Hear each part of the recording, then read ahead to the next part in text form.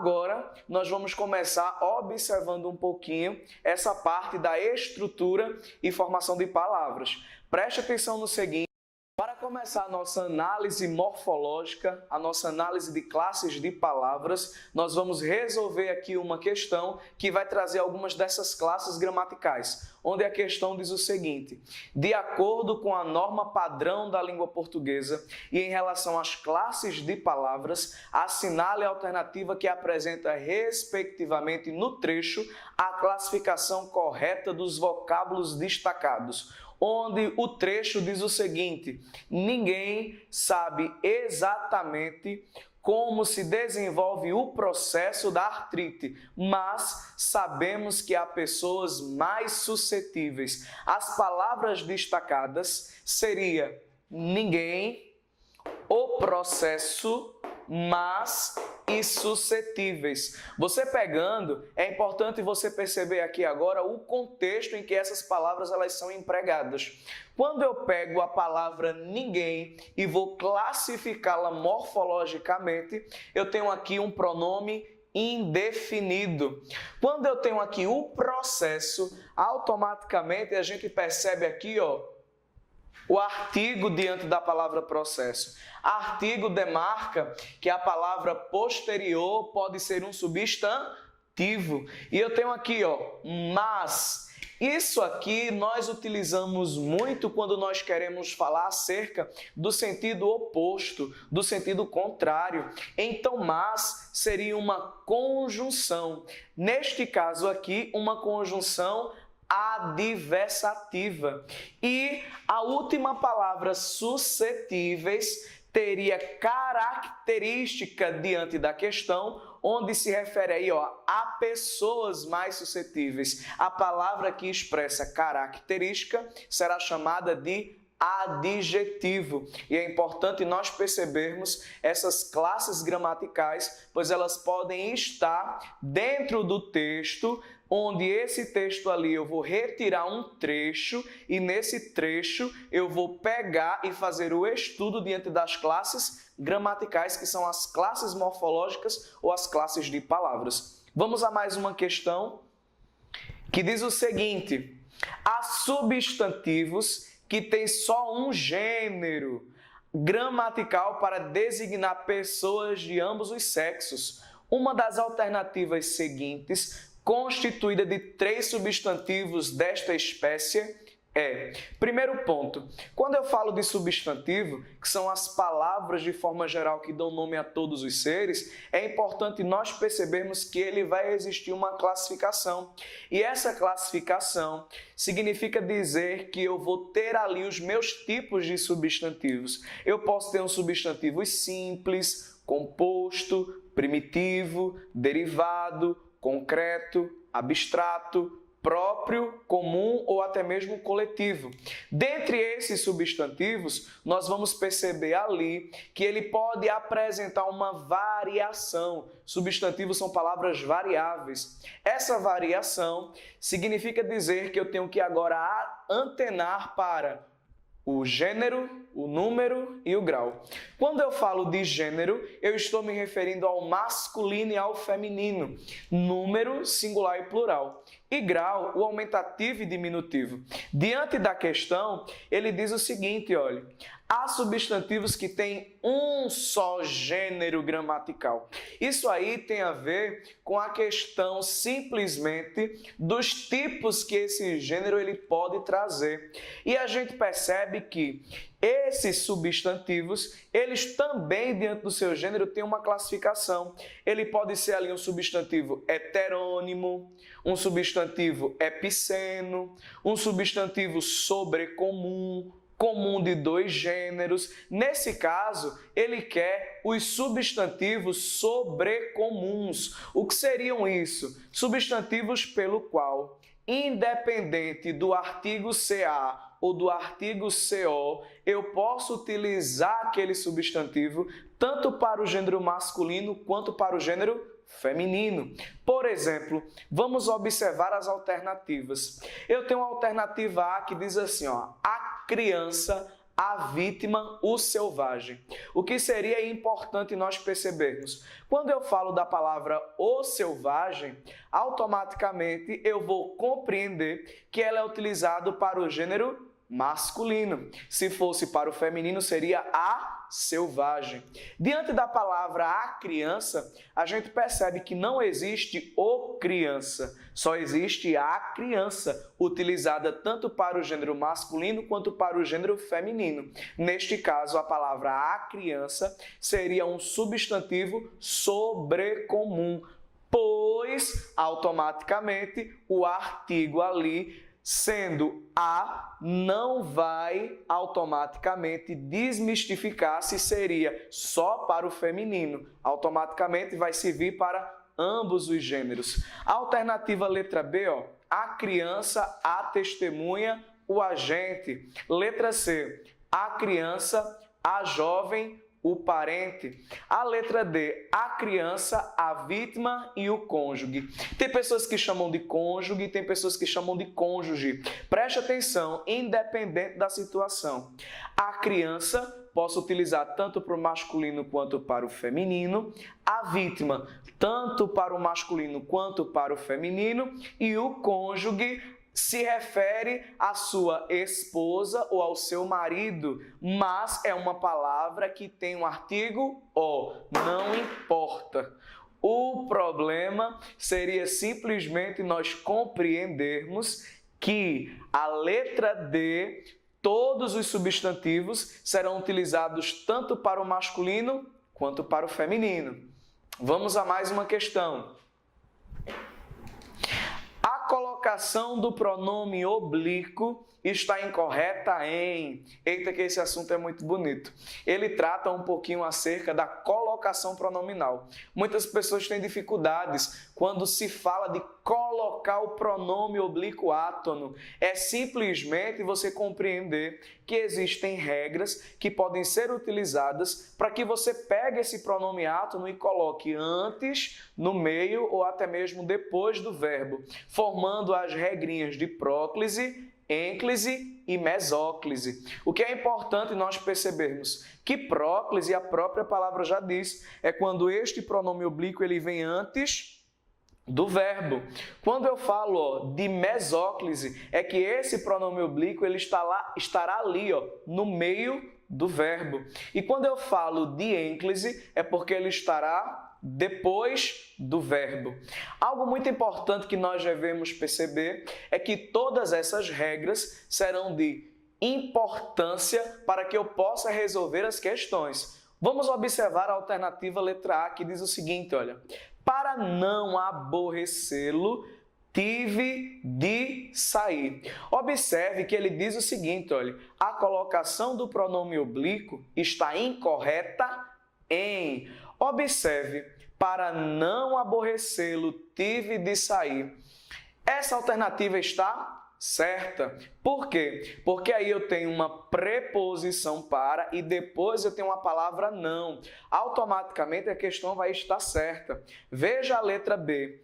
Quando sentiu-se em dificuldade, pediu ajuda. Queridos, o que é importante nós percebermos? A alternativa B diz assim, quando sentiu-se. Perceba, quando seria uma conjunção, e essa conjunção seria uma conjunção subordinativa. A regra diz que quando há conjunção subordinativa, o verbo atrai a chamada próclise. Então, o correto seria quando se sentiu em dificuldade, pediu ajuda. Então, aí nós encontramos a alternativa que seria incorreta diante da questão. Na letra C diz assim, não me submeterei aos seus caprichos. A gente percebe que a palavra não agora, olha, iniciou a oração.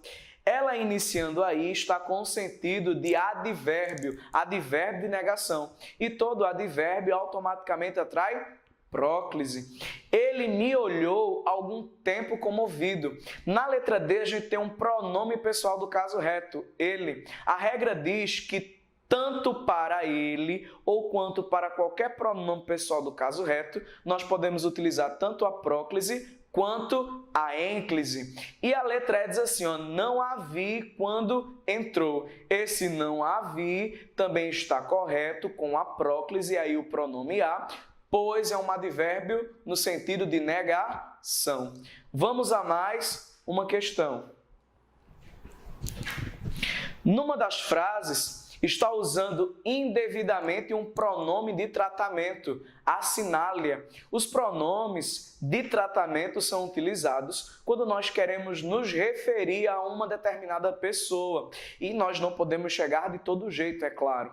Preste atenção nas alternativas. A letra A diz o seguinte: os reitores das universidades recebem o título de Vossa Magnificência. Está correto.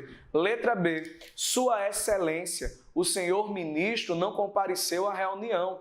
Também está o quê? Correto. Senhor deputado, peço a Vossa Excelência que conclua a sua oração. Para deputado, automaticamente nós temos que utilizar a Vossa Excelência. Letra D. Sua Eminência, o Papa Paulo VI assistiu à solenidade. Para Papa, Vossa Eminência. Para Papa, nós utilizamos Vossa Santidade. Então, uma questão aí fácil, que não tem essa dificuldade toda automaticamente. E na letra E diz o seguinte, olha, procurei o chefe da repartição, mas sua senhoria se recusou a ouvir as minhas explicações. Então, automaticamente, a letra E também está correta. A letra D é onde tem o pronome indevidamente utilizado. Para Papa seria Vossa Santidade. Vamos a mais uma questão agora com as classes gramaticais. Em todas as alternativas, há dois advérbios, exceto em. Preste atenção nas alternativas. Na letra A diz o seguinte, olha, ele permaneceu muito calado. Todo mundo conseguiu compreender a questão? Onde diz o seguinte, olha, em todas as alternativas há dois advérbios, exceto em, ou seja, menos uma. Então, só uma das alternativas aí vai ter apenas um advérbio. E na letra A diz, ele permaneceu muito calado. Vamos ver a letra B, onde diz assim, ó, amanhã não iremos ao cinema. Na letra C, o menino ontem cantou desafinadamente. Letra D, tranquilamente realizou-se hoje o jogo. Letra E, ela falou calma e sabiamente. Observe o seguinte, quando eu tenho aí, ó, na letra, vamos começar pela letra B, onde diz assim, ó, amanhã não iremos ao cinema. A gente percebe que amanhã indica tempo e não uma negação. Na letra C, eu já tenho, ó, o menino ontem expressando também o tempo e desafinadamente foi o modo em que ele cantou. Letra D, ó, tranquilamente, olha o modo. Realizou-se hoje o tempo, ó, o jogo. E na letra E, ela falou calma e sabiamente. A gente percebe que todas essas alternativas automaticamente tem aí, ó, dois advérbios. Quando nós antenamos para a letra A, percebemos o seguinte, olha, ele permaneceu muito calado. Aí a gente tem, ó, muito como advérbio de intensidade para a palavra calado. É a única alternativa que tem apenas um advérbio. E vamos a mais uma questão. Assinale a alternativa que indica corretamente o valor semântico das preposições em destaque nas frases. Observe o seguinte, preposições são palavras invariáveis quanto ao seu gênero, número e grau. Ou seja, quando você pegar uma palavra que você perceber que ela ali, ó, não vai ter variação diante do masculino e feminino, singular e plural, aumentativo e diminutivo, significa dizer que essa palavra será uma preposição. E ele diz aqui, olha, qual seria a alternativa em que o valor semântico, o sentido das preposições estão corretamente indicados. Na primeira diz o seguinte, olha, ele sempre cuidou da família com muita dedicação. Olha, com muita dedicação. No 2 diz assim, ó, com a doença do pai, ela voltou para a cidade natal. Perceba, ó, com a doença do pai. Na 3 diz o seguinte: desde pequenos os príncipes eram preparados para a liderança, para a. Aí eu tenho a 4ª aí, ó. A pequena casa de madeira foi destruída a machado. O que é importante nós percebermos? Preste atenção no seguinte: quando eu digo que ele sempre cuidou da família com muita dedicação, vamos às alternativas. A letra A começa com modo, a letra B com causa, a letra C com modo, a letra D com modo e a letra E com companhia. Observe, quando eu digo com muita dedicação, qual já seriam as alternativas que nós poderíamos eliminar? Poderíamos eliminar a letra B e a letra E. Com muita dedicação seria o modo em que ele sempre cuidou da família. Vamos agora à frase 2. Com a doença do pai, ela voltou para a cidade natal. Automaticamente, com a doença, a gente percebe que existiu alguma coisa para que ela pudesse ter voltado. Então, seria a causa dela ter voltado para a cidade natal, que seria a doença do pai. Vamos à 3ª situação. Desde pequenos, os príncipes eram preparados para a liderança. Esse para a liderança expressa uma finalidade.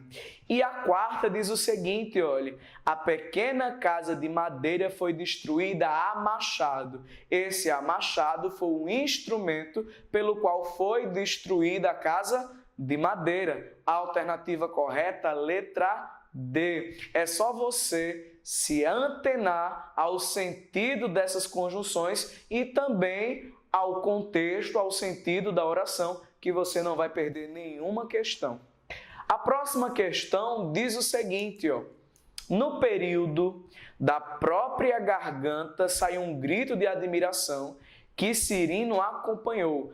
Embora com menos entusiasmo, a palavra destacada expressa uma ideia de... Olha a palavra destacada aí. É a palavra embora. Nós sabemos que existem 2 tipos de conjunções. Eu vou ter as conjunções coordenativas e as conjunções subordinativas. Neste caso, a palavra embora é uma conjunção subordinativa. E essa conjunção, ela está diante de uma oração, automaticamente subordinada adverbial. Perceba que quando diz o seguinte, olha: da própria garganta saiu um grito de admiração que Cirino acompanhou, embora com menos entusiasmo. Perceba que essa palavra destacada, embora, ela traz um sentido de concessividade. O que seria um sentido concessivo? Um sentido oposto, um sentido contrário. Vamos a mais uma questão. Sobre as conjunções, é correto afirmar: as conjunções são unidades linguísticas desprovidas de independência, ou seja, não aparecem sozinhas no enunciado, porque apenas introduzem a ideia de função gramatical de um elemento. Observe o que a alternativa A estão dizendo. Linguísticas desprovidas de independência, nós sabemos que isso está errado. Por quê? As conjunções, elas podem ter um sentido de dependência ou até mesmo de independência. É tão tal que existem as conjunções coordenativas com esse sentido de independência e as subordinativas com o sentido de dependência. Então a letra A está errado. Vamos à letra B. As conjunções são expressões modificadoras do verbo que apresentam uma ideia de circunstância e atuam como adjunto adverbial em uma oração. Ora, preste atenção, são expressões modificadoras do verbo. Nós sabemos que quem tem função de modificar verbo é um advérbio. E nesse caso ele está dizendo que são as conjunções. Então, mais uma vez, a alternativa está errada. Letra C diz o seguinte, olha: as conjunções são palavras que podem ser utilizadas no lugar de um nome referir-se a ele ou acompanhar o nome com a intenção de qualificá-lo. Meus queridos, a classe gramatical que tem função de qualificar, automaticamente vai ser um adjetivo. Olha a letra D. As conjunções têm por finalidade traduzir nossos estados emotivos. Será que isso está certo? Apresentam independência e podem construir por si só verdadeiras orações. Nada disso. Isso aí é um dos conceitos acerca da interjeição, que são sentimentos repentinos. Olha a letra E. As conjunções são unidades da língua que têm por finalidade reunir orações em um mesmo enunciado, classificando-se em conjunções coordenativas e subordinativas. Aí nós encontramos qual seria a questão onde diz, olha, conjunções coordenativas e subordinativas que tem por finalidade reunir ali as orações. Vamos a mais uma questão. Sabemos que cada classe de palavra exerce alguma função morfológica no interior dos enunciados. Assim, podemos dizer que as interjeições têm a função de... Olha que nós falamos de interjeição na situação anterior. A letra A diz assim, ó, imitar os sons da realidade, como o latido de um cão, o barulho de uma porta sendo fechada, um vidro quebrado, um telefone tocando. Observe que aí a gente já pode se referir um pouquinho, ó, a uma das figuras de linguagem. Observe que essa alternativa A retrata acerca das onomatopeias e não da interjeição. Vamos ter atenção. Letra B. Exprimir de uma forma instantânea e enfática sentimentos, emoções e reações psicológicas por meios de sinais de pontuação, de gestos, bloqueios e efeitos sonoros. Exemplo, ps, o, uau, ou seja, encontramos a alternativa, onde trata acerca de sentimentos repentinos, um psiu, um ou, uau. Já imaginou? Você vê uma mulher muito bonita passando, automaticamente você que é homem, ó, o psiu tem que ser dado simultaneamente no momento em que ela passa. Porque se você for dar o psiu depois que ela entra, de nada vai adiantar a sua paquera. Preste atenção aí na questão. Letra C diz o seguinte, olha. Repetir os fonemas tônicos para que as palavras possam ser rimadas e dar sonoridade ao texto. Cuidado aí para não utilizar essa questão, viu? Pois quando diz repetir fonemas tônicos para que seja dada aí uma rima, uma sonoridade ao texto, isso aí já atentem, na verdade, para outra circunstância de outro conteúdo, pois aí nós não estamos trabalhando com rimas, com estrofes, com poema, com poesia, nada disso. Nós estamos trabalhando acerca da interjeição.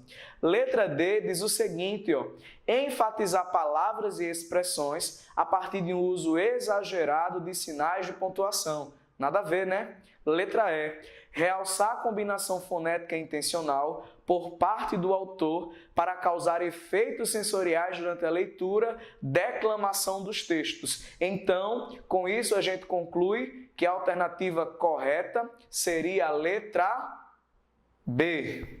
Então, pessoal, muito obrigado aí por tudo. Espero que vocês tenham entendido e qualquer dúvida aí, ó, pode contar comigo e eu tenho certeza que vocês serão um show aí diante da prova. Um abraço para vocês, tudo de bom e eu torço pelo sucesso de cada um. Valeu, viu?